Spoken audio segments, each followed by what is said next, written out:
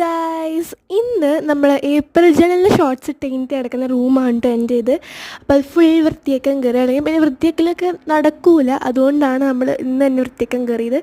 അപ്പോൾ ബെഡൊക്കെ ആ കൂടെ മെസ്സായി കിടക്കുമായിരുന്നു. അപ്പോൾ അതൊക്കെ ഒന്ന് വൃത്തിയാക്കി എല്ലാം ഒന്ന് എവിടെയൊക്കെയാണ് വെക്കേണ്ടതൊക്കെ വെച്ച് കുറേ പേപ്പർ കഷ്ണം വെട്ടിയിട്ടും എല്ലാം ഉണ്ടായിരുന്നു.